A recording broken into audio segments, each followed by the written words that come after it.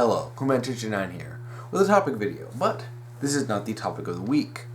This is a special Christmas topic. I got a topic earlier this week about Tales from the Borderland. Or no, it wasn't this week, it was earlier this month, but I got it about Tales from the Borderland, and I'm like, man, this fits in my theme of video games, and I really want to talk about Tales from the Borderland. So I thought I'd spread the holiday spirit and do another video on Christmas. So this topic was submitted by GamerAnimeGal00, and they ask, how do you feel that Tales from the Borderland failed/messed up the Borderlands universe as a whole? Also, how do you think it can be fixed? Oh boy. Now, I don't want to get into a whole massive explanation on what went wrong with the Borderlands universe before, since this is about Tales from the Borderlands. But I do want to give a little brief summary. Borderlands 1 was fairly light on story. It was very much a gameplay-focused game, and it was fun if you know it had a number of balancing and looting issues. Fun DLC. Borderlands 2 stepped up the quality in the story, where Anthony Birch revealed that he is both capable of writing a good story and incapable of not letting his political views and his ego get in the way of writing. I scratch it. It's not so much his political views, since that's more of the pre-sequel, but his ego getting in the way of writing. He can do good comedy. I mean, I do fully admit that. The problem is that he wanted to be seen as edgy and cool, so he killed off three major characters in that game. It's supposed to be even though it's dark comedy, it's supposed to be a fairly funny series. So, I mean, those were really out of place. But nothing that a few theories and headcanons can't fix, especially when the games themselves have an in-universe respawn system. So, yeah, we can fix that. Not a big deal. Then the pre-sequel comes along and basically is just awful, which that deserves a dozen videos all on its own, but I actually didn't. My first topic video was actually about Janie Springs, who's one of the main characters of the Borderlands, the pre-sequel. And that's only one piece of the very, very nasty pie that is the pre-sequel. But needless to say, the game was awful, contradicted canon, and is bad. And while it does have a few neat things in it, it's best just completely ignored because it contradicts everything. So, after that, we got Tales from the Borderlands, and I'm pretty sure, yeah, I believe it was after the pre-sequel, we got Tales from the Borderlands. And I was like, okay, Telltale gets to take their shot at the Borderlands universe. They can't mess it up any more than it already is. Well, I was wrong about that, but the first episode came out, and it was amazing. It was amazing. I love the first episode of Tales from the Borderlands. Zero Sum is quintessential Borderlands. It is funny as hell. It makes a number of great references. It made Shade from... Shade? The weird, creepy guy from the Captain Scarlet Borderlands 2 DLC. It made him slightly bearable, which is shocking. We get nice cameo of Zero, just kind of doing his Vault Hunter thing. We get this hint of a bigger story using secret old Atlas tech that had been left on Pandora. And I'm like, so many canonical references. I'm sitting here, I'm like, this is awesome. A few hiccups, but the bad were vastly outweighed by the good. I'm like, hell yeah! Man, Borderlands coming back. We're gonna get the good quality again. And I have to say, episode 1 of Tales from the Borderland is the funniest piece of Borderlands media ever. It is funnier than the funniest jokes in Borderlands 2, and I laughed a lot in Borderlands 2, especially Face McShooty. Shoot me in the face! Shoot me in the face! But, so, obviously I was excited for episode 2. then we had to wait and wait and wait. I believe it was like 3 or 4 months until we got episode 2, and my excitement had been starting to wane a little because I started hearing some rumors that Janie, of all characters, was going to be a supporting character. And I'm sitting there like, Janie? Like, she doesn't even have anything to do. She's supposed to be on Elpis, right? And it was like, and I was really hoping that they wouldn't do this. One of the biggest problems with it is that it tries to tie itself into Tales from the Borderland. Tales from the Borderland tries to tie itself into the pre-sequel, which is one of the biggest flaws it has. Episode 2 released, and it was awful. Like, the sheer staggering lack of quality was insane. And I only realized this afterwards, that Anthony Birch was involved with the writing of this. It seriously felt like he saw this and was like, no, you're doing this wrong. Came in and wrote episodes 2 through 5, which are all awful. Like, episode 1 is the only good episode, and it's so shockingly, it's shocking, like, how much better. Like, I want to go back and replay episode 1, and then I'll probably delete it the game off my computer, like I did with the pre-sequel. Like, I think I can go back and replay episode 1, because I remember playing through it. It set up all these characters, it had all these great jokes, and all these great cameos, and one of the things that I loved about it is that, Zero is in it. It's called Zero Sum, and it was heavily advertised that, Zero is going to cameo in it. And he had some nice references, and I was like, alright, this is cool, I like this. It was like, Zero didn't overpower the story, he didn't overpower any of the spotlight on the main characters. He would just pop up, he would just be like, he's doing his vault hunting thing, he would shoot some people, stab some people, and ran off. Just like you would be if you were playing Borderlands 2. And I'm like, alright, this is cool, it's sort of a meta reference. And then you have the group of schmoes as your main characters, Reese, Vaughn, Fiona, and Sasha. And it was like, and you're establishing all their characters and all what they're doing, and I'm like, oh, this story is going to be so good. But then one of the biggest problems with it, and I mean, one of the things that was great about Borderlands episode 1 is that it makes a lot of canonical references. Vaughn talks several times about how Atlas Tech is very rare on Pandora. He's like, you can't just find Atlas Tech, because Atlas packed up and left years ago, right after Borderlands 1, or technically after the Secret Army of General Knox. And then, so, I mean, to find any Atlas Tech, it's a big deal. And just when they find that little secret Atlas facility for the Gortys Corps, Vaughn's geeking out. He's like, do you know how amazing this is? Do you know how rare Atlas Tech is on Pandora? And it was like, he was geeking out. Then episode 2 comes along, and this is where things start getting really weird. It's borderline surreal how much it starts ignoring canon. Now, Atlas is still on Pandora. This is never looked at as weird. It's never a shocking plot twist like, Atlas is still here? They have like some Atlas general or some Lance general or something that's like in stasis or it's something in this facility. It's like out of absolutely nowhere. And then, this is something that's also stupid. Something exclusive to episode 2, we have Anti-Form Athena.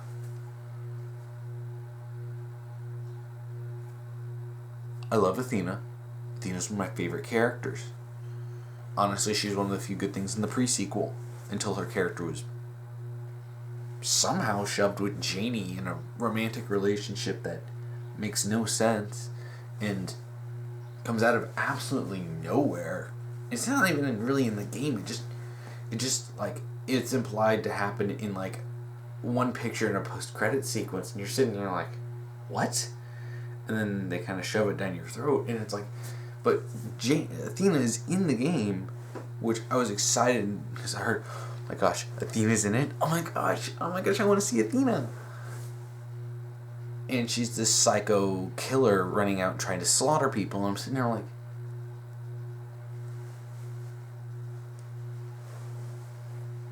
what? Athena's not a psycho killer. She's awkward, but she's professional.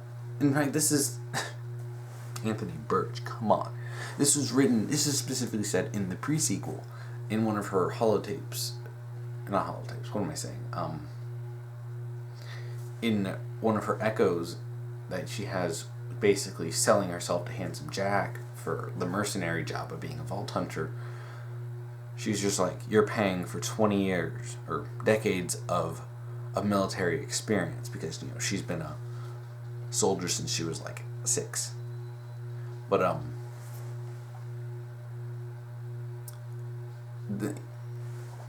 but she's just like this. In Tales from the Borderland, Athena is unstable. She's psychotic. She's just a maniac. Like, she's, for some reason, all of a sudden, she's on this bloodthirsty mission to slaughter any Atlas employees still on Pandora. And it's like, it's been 5 years. You accomplished your goal. She got rid of Nox. She didn't get rid of Steel, but Steel is gone. Atlas packed up and left, and she got them off the planet after they tricked her into killing her sister. Which, yeah, some people don't know that Athena has a backstory. But she's like, in episode 2, she has these red glowing eyes and this robotic voice, and she's just trying to kill him. And some people are like, oh, well, this is supposed to be this is how this is how Fiona interpreted it. The game points out whenever someone is lying. When Reese lies or Fiona lies, they call each other out and say that didn't happen. It never happens with Athena. Now, if you make the wrong decision and you have and as Reese you go to Old Haven instead of just going to Hollow Point, Janie shows up. Why? It makes no sense. It just happens. Oh yeah, and the whole thing is just to push Janie and Athena as a couple. Why? It makes no sense. And what really pisses me off, though, is that Athena, who is a very hardened soldier, very serious, is all of a sudden when they're on Janie, she's just this moe. Athena desu. It's like, and like, you can like basically take her shield, and then Athena would be like, oh well, it's not my shield, and it's like Athena will remember that, and guess what? Like a lot of Telltale games, X character will remember that.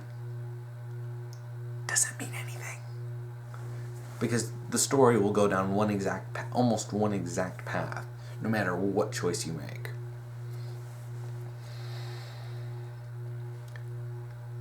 So we have something that happened, and honestly, a lot of people thought that I'd been theorizing that they actually went back and rewrote and redid the episode just to include Janie. And I feel like that's not just the only thing that they rewrote. So much of this, it feels like it's so it's so inconsistent with not even just the series, but episode 1. So, one of the major inconsistencies overall in canon is now all of a sudden we have Atlas back. And in fact, when you go into and this is something that's really stupid, there's a big, massive Atlas facility underneath Old Haven, and it just click a few things and it just pops out of the ground. I'm like, what? And it's like all of a sudden they find a bunch of dead Lance soldiers in this secret facility, and then they see them all dead, and you're like, yeah, this is Athena's handiwork. And you're sitting there like, are the Lance still on Pandora? I mean, it's been 5 years. You would think this is pretty freaking big, wouldn't you? And this is even more confusing, especially when you find out that in episode 4, Jack somehow bought out the Atlas Corporation. And this is treated as more of a gag than anything. It's also some reason that Reese is wearing a nice suit in the modern sequences. He took over Atlas. No matter what, you don't have a choice in this, and this is something that pisses me off. Like, it came about choice. You have no choice but to follow the exact plot line that's predetermined for every character, outside of a couple tweaks.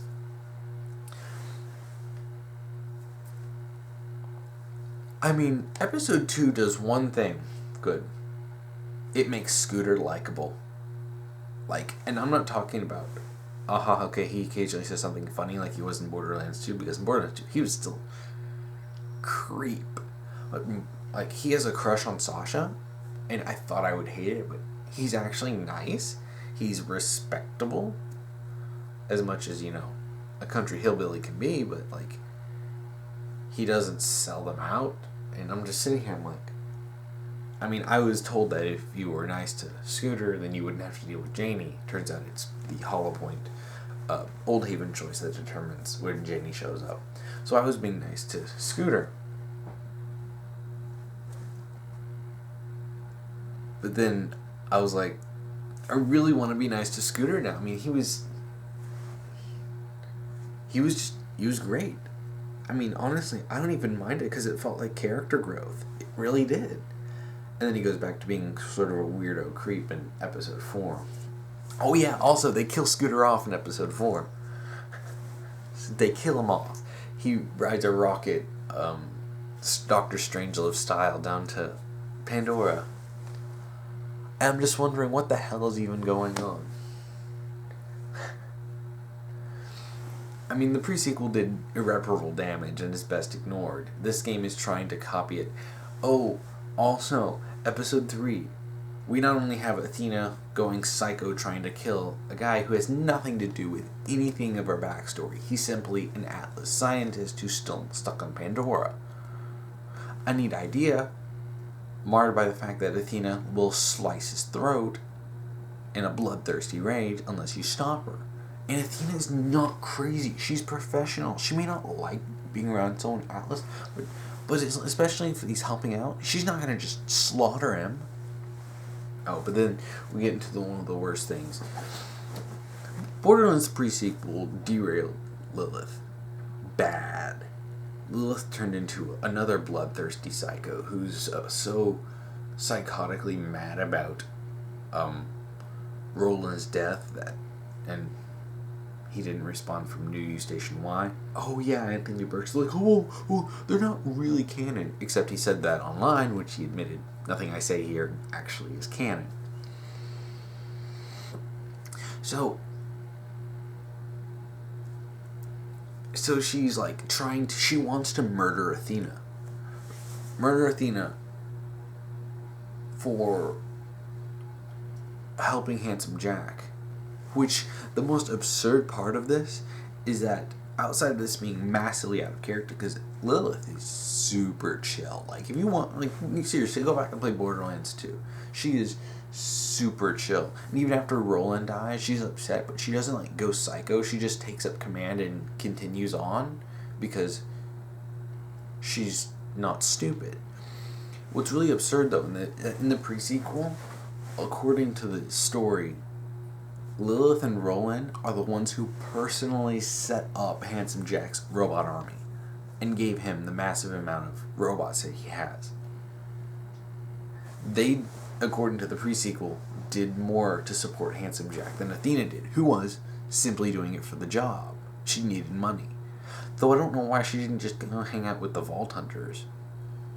Because especially by the end of Borderlands 1, I was swimming in like $5 million. Just like,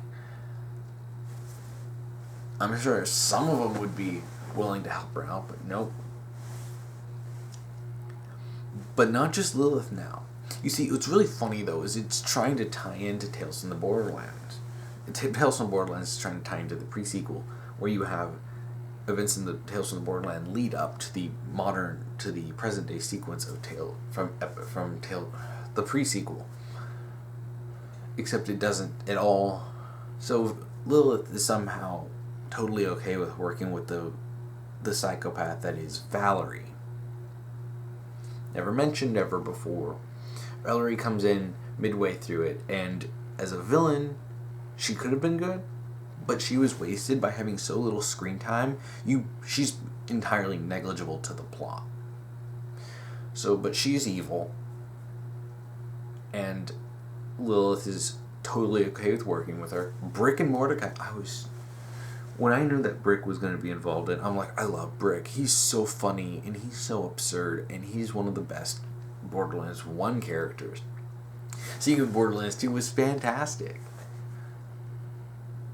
Yeah, he's a complete douchebag. And Mordecai is in it too. He's also a complete douchebag. He's going up to Fiona. He's like, yo, girl, don't let me make you shoot you. And I'm just sitting here like, he's not a douchebag like this.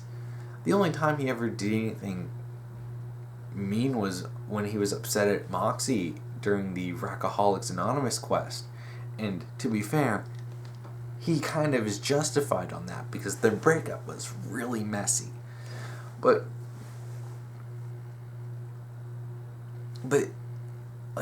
he's like, and then Fiona, and it was like, okay,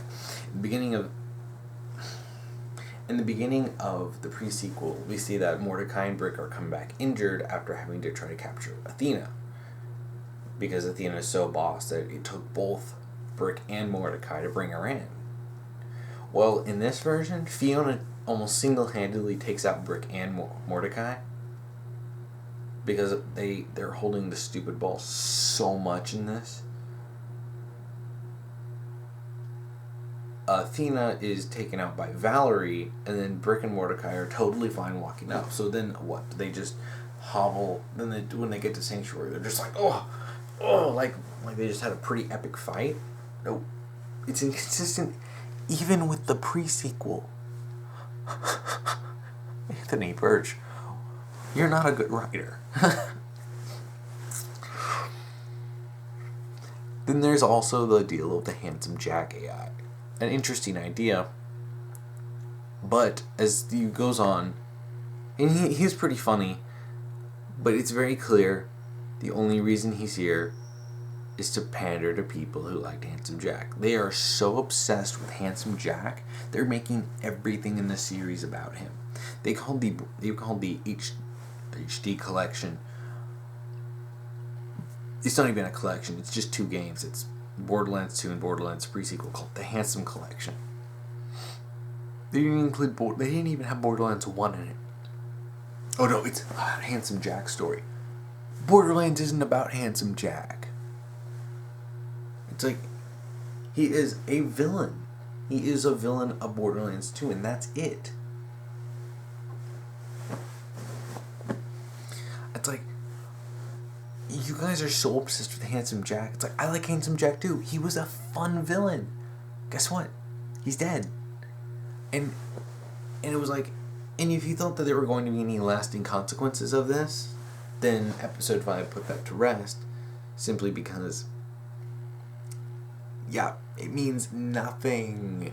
Handsome Jack basically is killed at the end. The Hollow Jack is killed at the end. It's like, it's like, gosh dang it. And a lot of things is that it's like, there were some good things with this Jack. He expressed actual positive feelings towards Angel and care.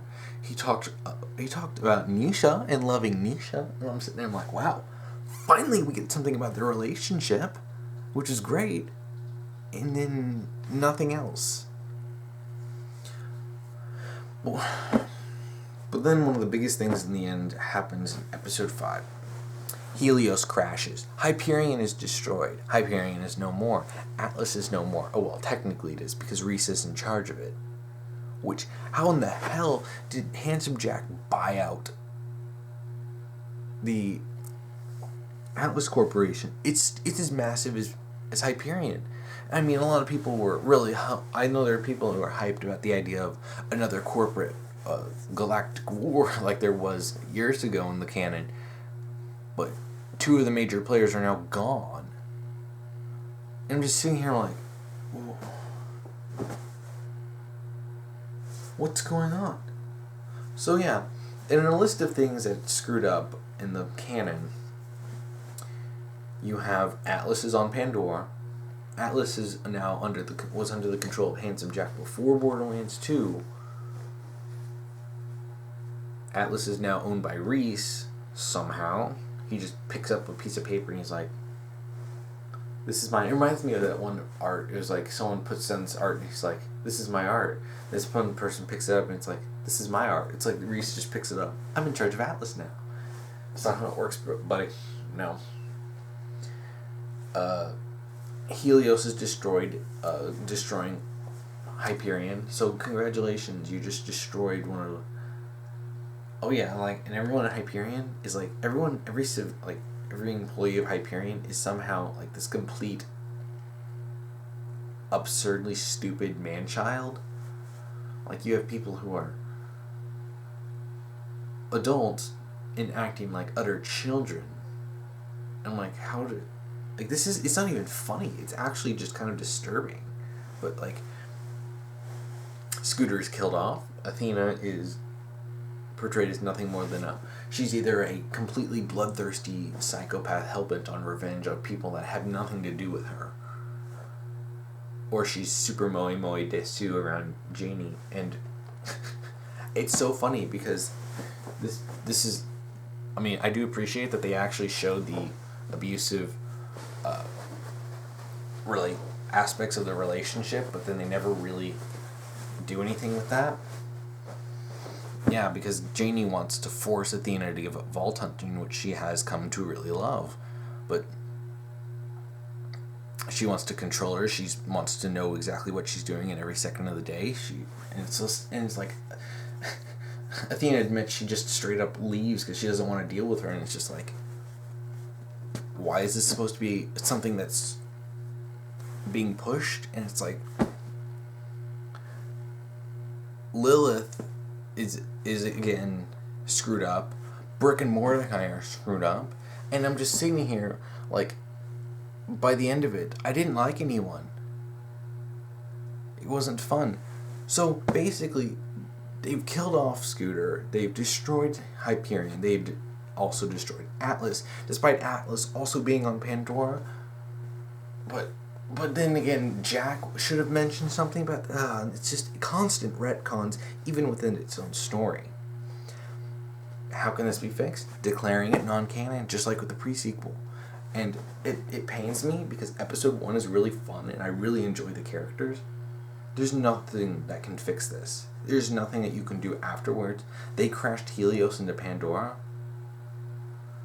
They've ruined all three... Now all three of the Borderlands 1 Vault Hunters that are left. Destroyed Hyperion, destroyed Atlas, killed Scooter. And this is supposed to be a side story. Congratulations now. If this is supposed to remain canon, people who haven't played Tales from the Borderlands will be freaking lost when it comes to Borderlands 3. If they ever make Borderlands 3. And honestly, at this point, I don't even think I'm going to get Borderlands 3. It's the way the pre-sequel is leading up to, and the way the Tales from the Borderlands leading up to. Not only is it going to be awful, but if you haven't played all these side games, you won't know what's going on at all. And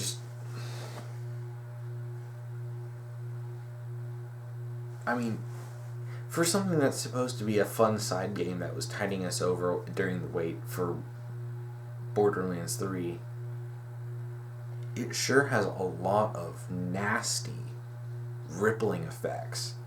It's just... Hyperion was a major player.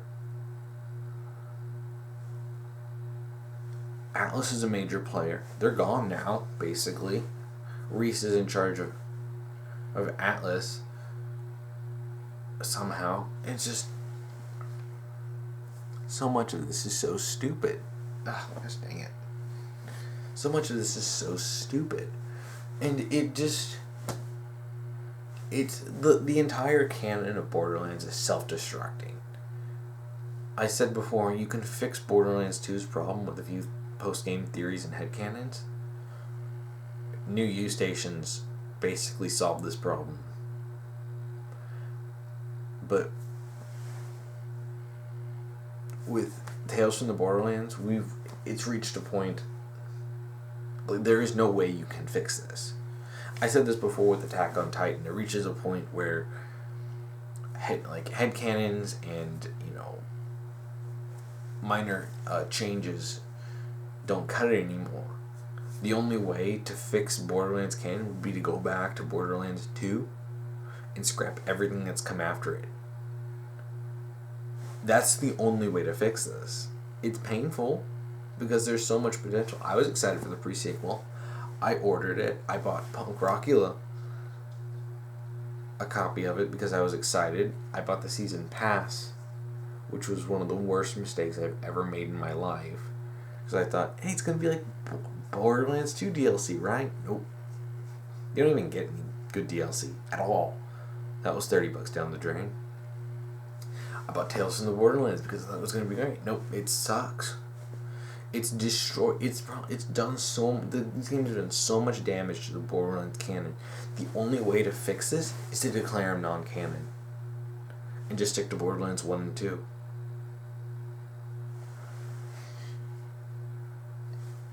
And that's the sad truth of it.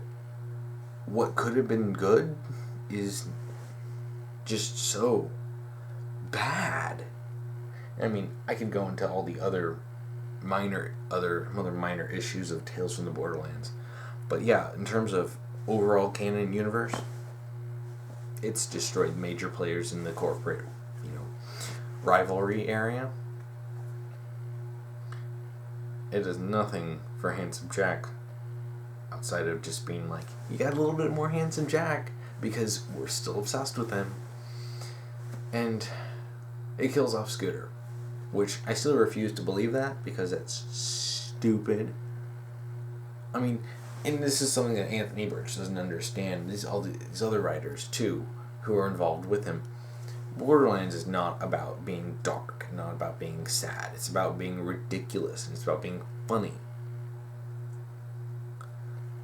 And they're trying to turn it into something it's not, and that's just, I'm not really looking forward to Borderlands 3, not anymore. So, really, sorry, but there is no way to fix this unless you declare non-canon. You'd have to completely remake them from the ground up, at least from episode 1 up for Tales from the Borderland, because it goes so bad so fast, and these effects are so intense, it's utterly ridiculous. Well, that's it for this special video. Tales from the Borderlands is just, it's awful. I mean, you can expect a more positive video on Other M when I get around to discussing the positives and negatives of that. But yeah, really, I would just declare the game's non-canon. Go back to Borderlands 2, since that game's actually fun to play. So, yeah, I won't do my normal outro, and I'll just say thank you for watching.